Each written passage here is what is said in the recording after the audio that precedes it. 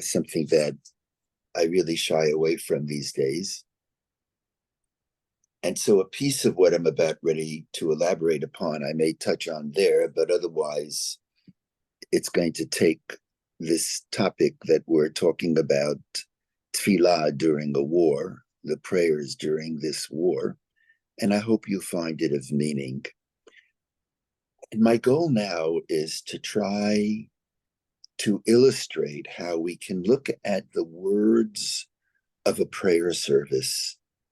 We can look at biblical or prophetic words, and these words can, although written thousands of years ago, these words are elastic in that they speak to us today, as I believe they speak to every generation, no matter the situation that we're in.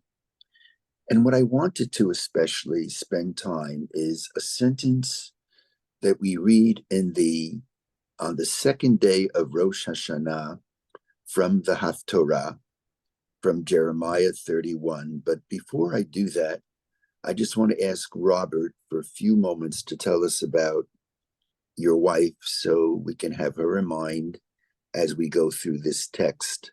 So I want to give the floor to Robert, who lost his wife, and dedicate this shiur in her memory. It's also Toby's mother's yahrzeit. But Robert, please. Just briefly, as was mentioned at the Levaya, she was just full of chesed, always wanting to help whoever needed a ride to a hospital for therapy. She devoted her whole life. Many of you know from when I was the bond representative, we have a special needs son that's in an Ohel group home. She never missed an appointment in 38 years, and she just wanted to help. That's it. She worked for a number of years. She took over the business of my mother of blessed memory as a personal shopper, and she was just a friendly person, and she devoted her life to Tehillim. She went every Tuesday morning. If any of you want, to a shiur at the Safra Synagogue by Rabbi Shlomo Farhi. Some of you may know who he is, and the words of inspiration that he had mentioned were quite comforting to all of us at the time of the Shloshim. And of course, we all miss her a lot, and she left too soon. Thank you, Robert. Thank you. Robert. And what was her Hebrew name? Penina Perel Bat Chaim Eliezer. Okay. So appropriately, we're going to study Yirmiyahu, Perek Lamed Aleph, Pasuk Yudalid. And this is again a text that we read on the second day of Rosh Hashanah in the prophets, in the Haftorah, to the morning reading, which is a reading of the Akedah, the binding of Isaac. I also wanted to ask forgiveness if there's somebody whom I didn't personally connect with, Estelle, if Ellen is on, and God willing, we'll all catch up, Bezrat Hashem. So what the text says is this. Let me just read the text, and then we'll go over it phrase by phrase and to see whether we can relate the text to what we are going through. Ko Amar Adonai, thus says the Lord. Kol Birama Nishma, a voice is heard in Ramah. Ramah seems to be a place. The scholars actually wonder where precisely is it. Some claim it's a bit north of Jerusalem. A voice is heard in Ramah. Nihi, wailing. Bechi, crying. Tamrurim from Maror, it's a bitter cry. Rachel nivaka al baneha. Rachel is crying for her children. Me'ana lihinachem. She refuses to be comforted. Me'ana lehinachem, au baneha, concerning her children, ki a nenu, because they are not. One more sentence. Ko amadonai, thus says the Lord, min I kolech mibechi, restrain your voice from tears, ve'enayich midima, restrain your voice from weeping and your eyes from tears. Ki yesh sachar lifa'ulatech, for there is reward for all you have done, for your accomplishments. Ne'um Adonai, says the Lord, Vishavu me'eretz oyev, and they will return from the enemy's land. And then it continues, Shamoa yesachalitate vishavu me'eretz oyev, v'yesh tikva la'achritech, there is hope for your future. V'yesh tikva la'achritech, ne'um Adonai, says the Lord, v'shavu vanim ligvulam, and your children will return to their border. So I'd like to face everyone, if I can, Shuli, and wanted to thank Shuli for always being there for me in ways you can't imagine, just always, always there for us. Let's take a look at this text. Now, there is no doubt that this Rosh Hashanah is going to be a time of lament. And the subject of the talk on Shabbat morning is that while that certainly is the case, the Rosh Hashanah Tefillah should be broad enough to allow other emotions and other feelings in as well. As you've heard me say many times, this past year has been a dark year, but it's been a remarkable year. But in this shiur, my goal is to focus on the lament. After all, we're reading about Rachel crying for her children. And the goal is to humbly try to show, I use the word humbly not in a real way, because who knows what the text really means. But if one sees meaning in a text in a certain way, as one who writes, well, even if the writer didn't intend it, that good writing means that's what was there. And it's for the reader to extrapolate that thought. So let's take it from the beginning. Here's what I'm thinking about. And I'll go through this for about 20 minutes, 25 minutes, and then I'd like to get your reaction. Thus says the Lord, Ko Ama Adonai, Kol Birama Nishma, a voice is heard in Ramah. It's not just a voice, it's a kol. Kol is the voice that doesn't come from the larynx. It comes from the inner breath. Like when we blow the shofar, the sound of the shofar comes from the inner breath. That's why the blessing of the shofar is Lishmoa Kol Shofar.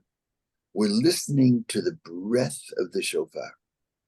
If on Rosh Hashanah God created the world, Hayom Harat Olam, it was on that day that Vayipach Apav, God breathed into Adam, who represents all of us. We're all children of Adam. God breathed into us the breath of life, the breath of godliness. So the kol that we're hearing from Rachel, we'll see that she's the subject. The kol comes from a deep place. That breath, that inner voice is heard, and heard, there's a difference between hearing and listening. One could hear if one is so blessed, but listening means I'm really listening to you. It's a good exercise sometimes Here I'm talking to myself and letting you listen for me to ask myself, why do I hear you? But I'm not listening to you. Listening is a real art. In the rabbinate and rabbinical school, we spend so much time teaching students how to talk. Much more important to teach rabbis how to listen. Something I'm still learning, still fall short. Listen. Kol birama nishma. A voice, a deep voice, a deep breath is heard, is listened to in Ramah. But I want to spend time on this word Ramah and tell you what I'm going to be thinking about. This past summer, Toby and I were in Israel. We were celebrating the wedding of Ilana and Mikey's fifth child, Noam, to us not. Actually, the wedding took place on the night that the 6 hostages were found. Difficult time. And the next day, that Monday, we went to the funeral of Hirsch Poland. And at that funeral, I heard the mother of Hirsch, whose name is Rachel. Here we're talking about ancient Rachel, and we're listening to Rachel. And she is particularly gifted, a gifted speaker, deep sensitivity. She really has risen to the occasion, as has her husband, who is very articulate, but he recognized that she was very, very unusual in the way she was able to communicate. And he deserves a lot of credit for giving her space to be who she is. That's not always the case when in these types of circles.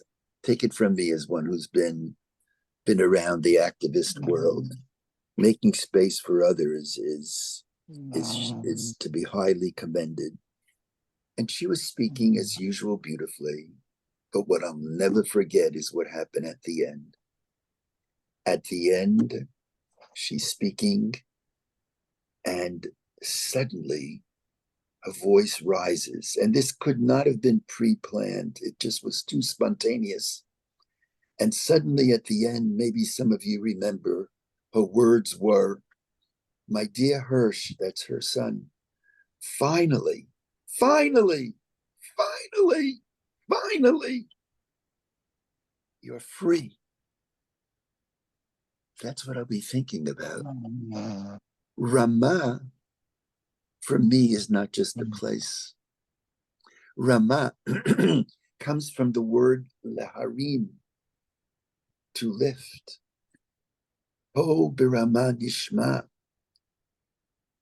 Rachel mivaka al baneha. I hear the voice of Rachel, Ramah, lifting. Finally, finally, finally, finally, you're free.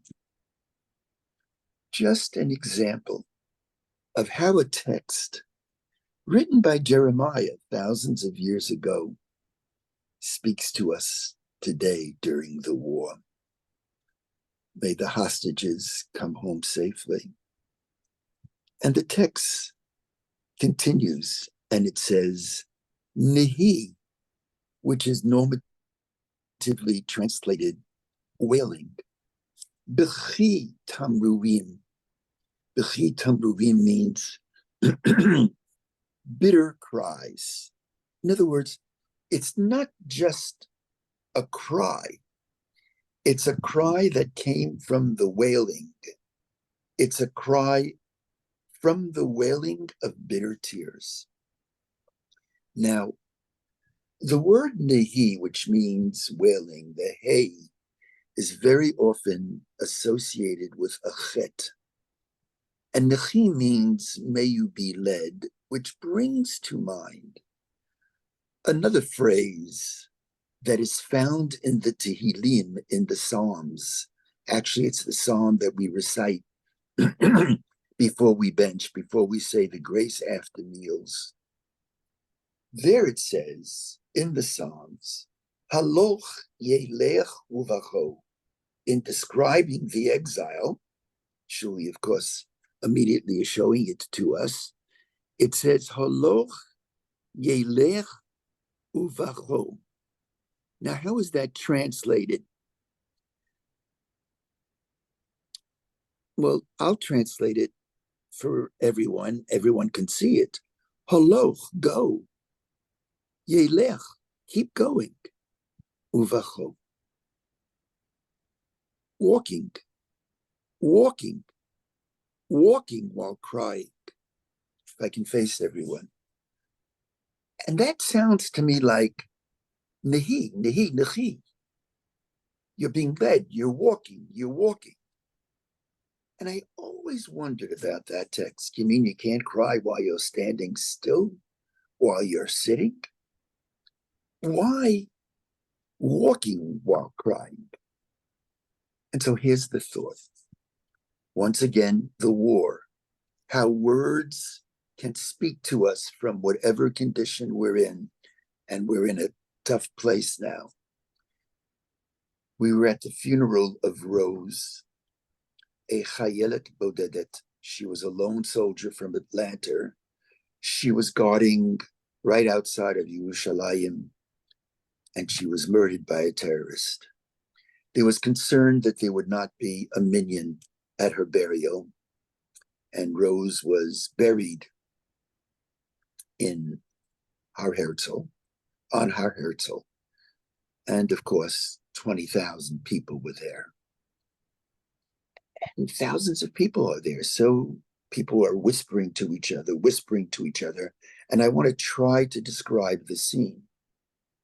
And suddenly, you can hear the voice of the rabbi on a speaker that allows his voice to bounce off the mountainsides. And he starts, Yoshe B'Seiter Elyon B'Tzel Shadayit Lonan. He recites that psalm that's always read in Israel at a soldier's funeral that denotes the beginning of the funeral. Yoshev B'Seiter Elyon, God, you who dwell in hiddenness, we don't know your ways. Yoshev B'Seiter Elyon. Suddenly it's quiet. You could hear amongst 20,000 people a pin drop. And he comes forward, and you can gain a glimpse of him.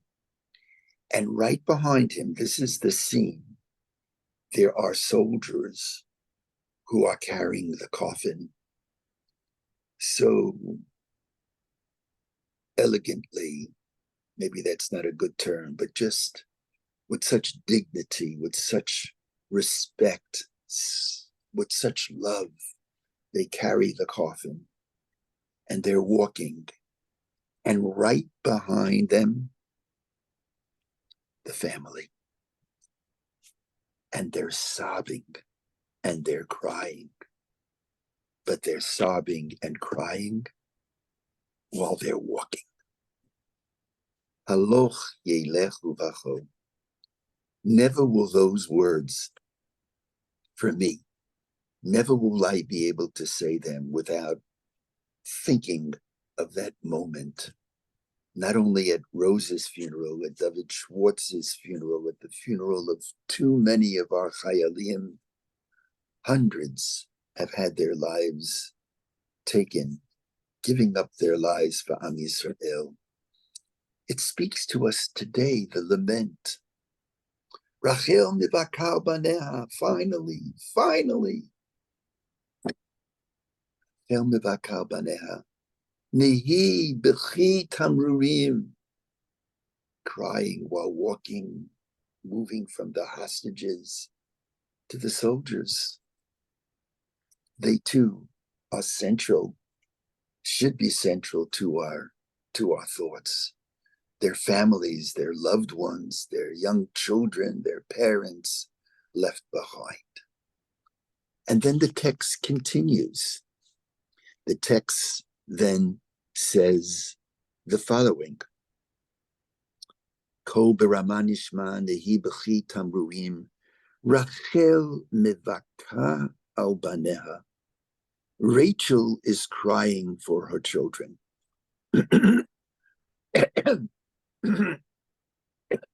Now, there is a famous rabbinic legend What is this Rachel Mivakal Baneha? Rachel is crying for her children. The legend is so famous that people think it's in the text, but it's not in the text. Sometimes legends become so famous you think they're in the text, but they're not. Let me tell you the legend. The legend is that Rachel was purposely not buried in Hebron. Leah was buried in Hebron with Jacob. Rachel is buried in Bethlehem, as many of you know, we've visited the tomb of Rachel. She's right outside of Yerushalayim. And so the story is that when the Jews were exiled after the destruction of the first temple in 586, they left Jerusalem and they walked by Rachel's tomb. And it was then that Rachel was crying on their behalf, intervening on their behalf, asking God, God, be kind to the children, let them return. That's the Midrash. But with all that's going on, it dawned upon me, one moment. Rachel is the mother of Joseph and Benjamin. That legend really speaks to the kingdom of Judea that really comes from Leah, not from Rachel. Not that Rachel doesn't care about Leah's children. Of course she does. But her own biological children, that's Yosef and Benjamin. It's not the kingdom of Judah. It's the northern kingdom. The northern kingdom that had been exiled 150 years earlier. And then it hit me. Rachel mivaka al baneha. Rachel is crying for her children. She's crying for Joseph and Joseph's children, of course. Who are Joseph's children? Ephraim and Manasseh. She's crying about the northern kingdom, the kingdom of Ephraim. And she's crying and she's saying, if only they could return and ultimately be reunited with the kingdom of Judea. How we need this message of unity today. And not a flippant message of unity. Unity takes a lot of work to be able to be respectful to people who have different views, different ideas in the streets, in the marketplace, in the Knesset. One has to be very careful about this. And so these words, Rachel mivaka al baneha, I'm wondering, she's crying that her children be reunited, are especially powerful, especially these days. How we need an that is together. The very term can be vocalized in. Nation means with, one with the other. The Navi, of course, was right when the Navi said, you will not be beaten, but from within you could be beaten. I listened to one of the hostages. At this age of mine, I'm blocking her name. Maybe Shuli could bring it up. It's in the Al Hava. But she spoke about her.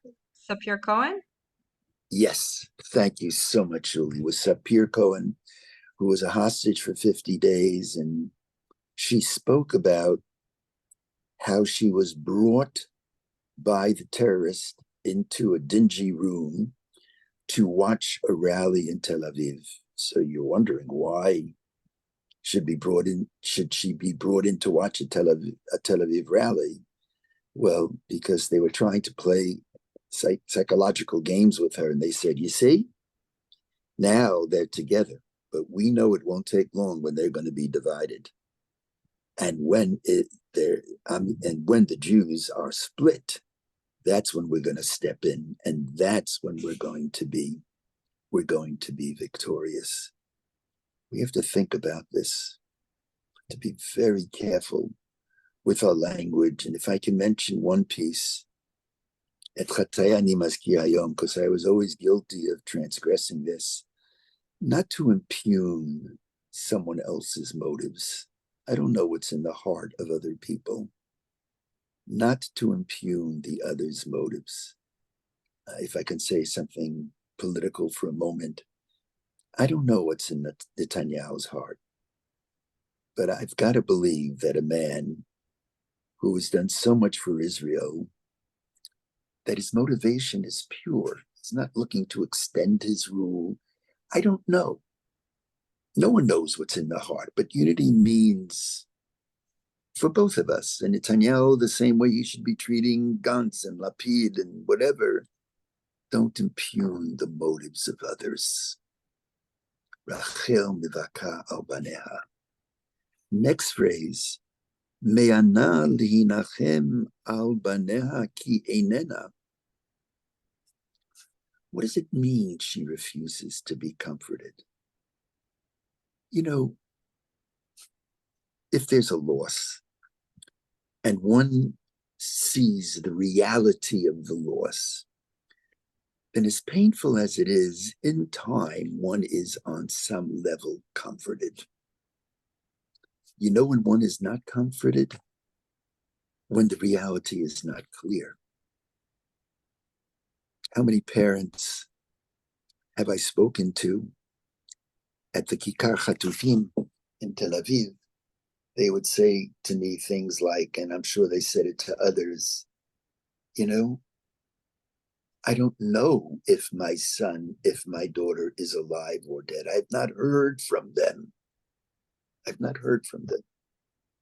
And then they would say something that I first heard from Miriam Baumel, mother of Zachariah Baumel, who was missing in action from the 1982 Lebanon War. Think about that, missing for many years. His body was actually finally recovered a few years ago. Judy, you may remember we went when they were sitting Shiva late. So Miriam would say things like, I would prefer knowing my son is dead than continuing living in limbo, not knowing if my son is alive or dead. And that's what this text seems to be saying. The text is saying, Me'ana lihinachem. There is no comfort, al baneha, concerning her children. He einenu. They're not. Doesn't say because they've died. This is the limbo situation that many find themselves in Israel. He einenu, because they're not. Or let me even expand on this for a moment. I become close to a family in Israel. The mother is Judy Felber. She has a son, Nathaniel, who years ago, as a chayal, was the victim as a soldier of a terrible attack. And soldiers near him were killed on the spot.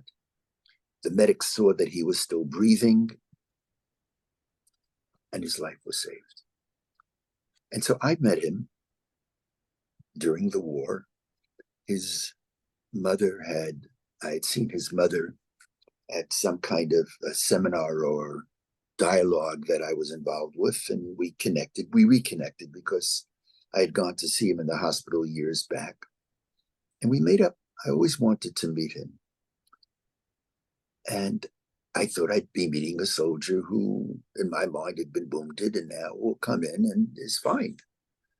No, comes in on a wheelchair, doesn't speak, types on a screen ever so slowly, comprehends, take his hand, dance with them.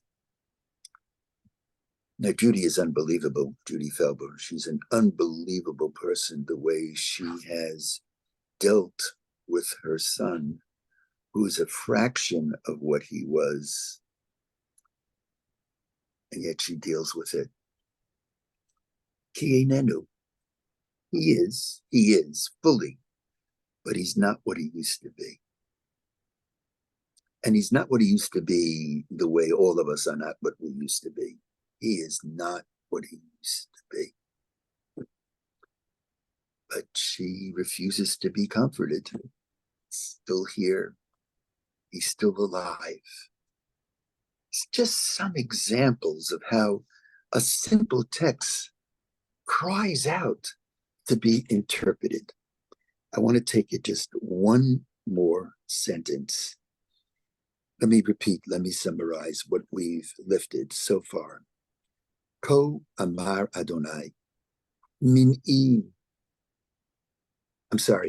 Ko Amar Hashem, Ko Birama Nishma, a voice, a high voice.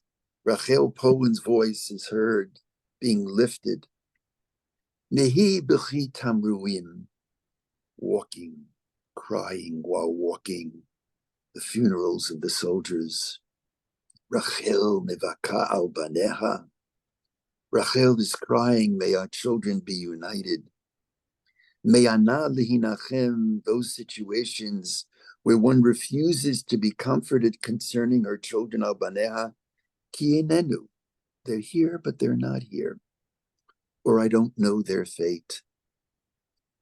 And then the text says, to the lament, Ko Amar Adonai, thus says the Lord, Mini kolech mi bechi.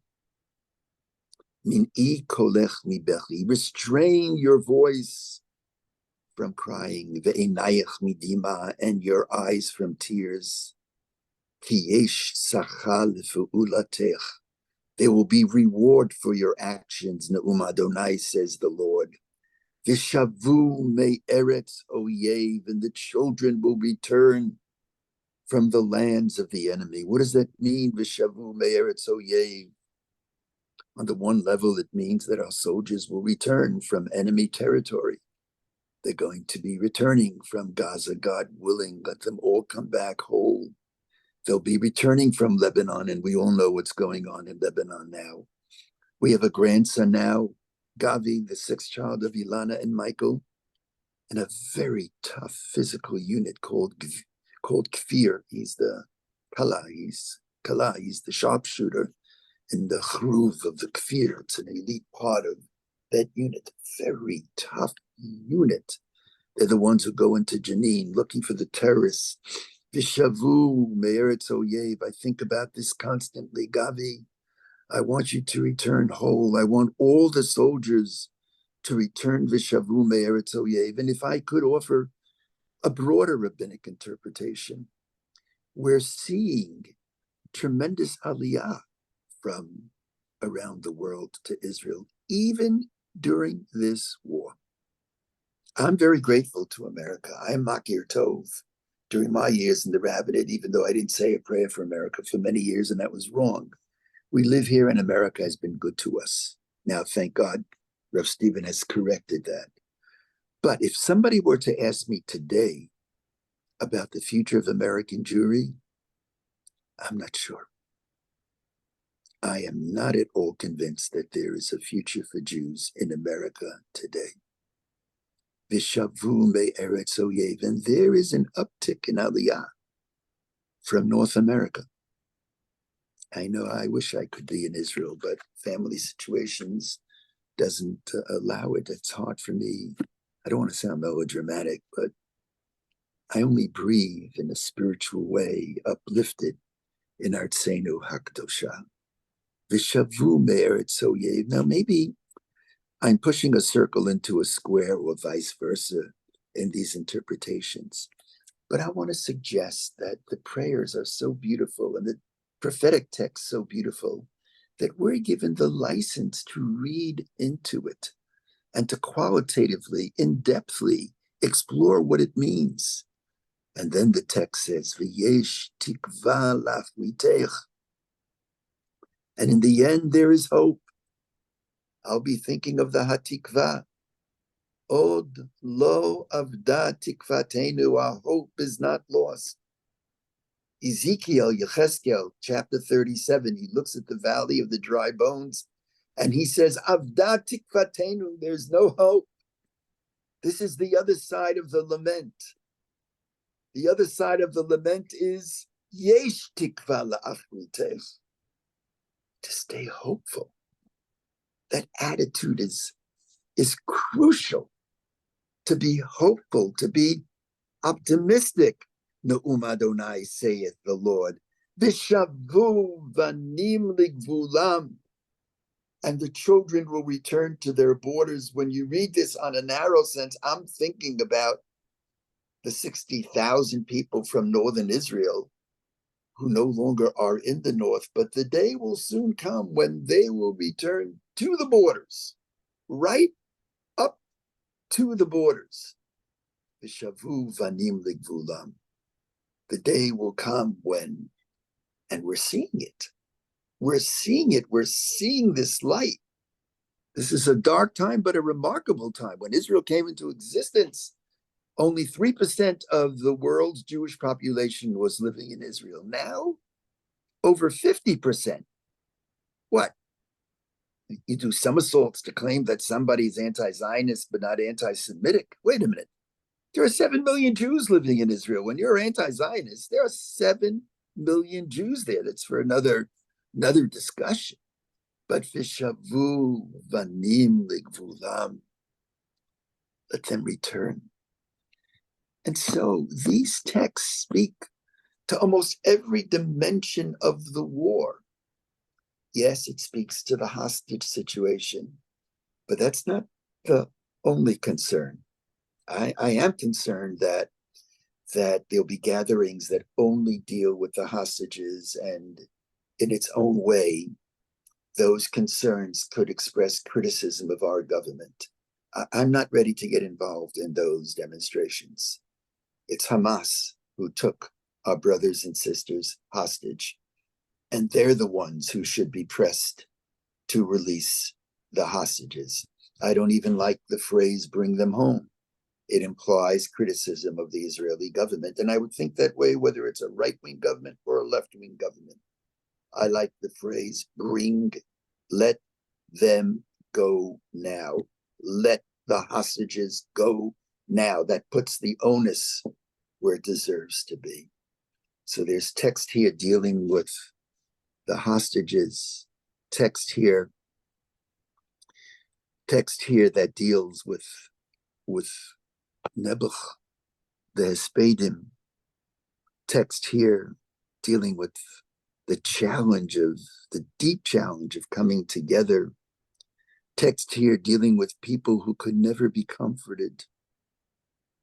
They don't even know the reality of the darkness. They don't even know whether it's completely dark or not. And the text here that says, keep hope alive. Keep hoping. Yesh tikva lachritech. There is hope. Vishavu vanim ligvulam. And it ends with these beautiful words. And here God is speaking. Haben yakir li Ephraim. God says, Ephraim, all my children are so dear to me. Zohor eskerenu od.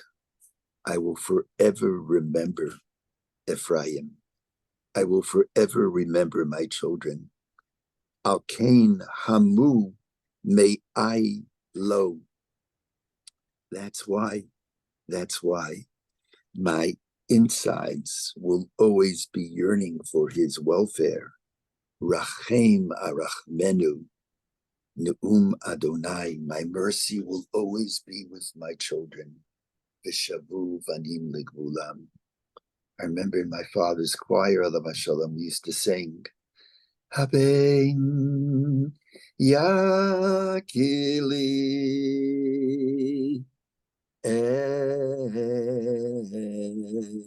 Ephraim im yeleh shashuim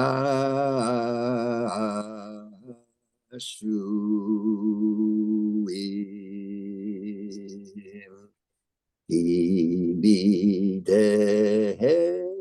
dabri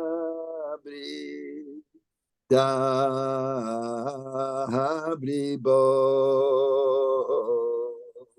Zachor eskirenu,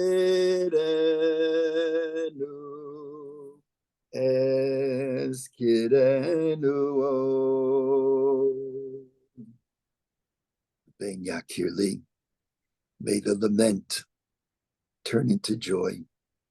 Hafachta mispidi lemacholi, as the psalmist says, "Oh God, help us to turn mourning into dancing, mourning into dancing." V'chein yehi ratzon, so may it be. I'll stop here, and perhaps some of you have some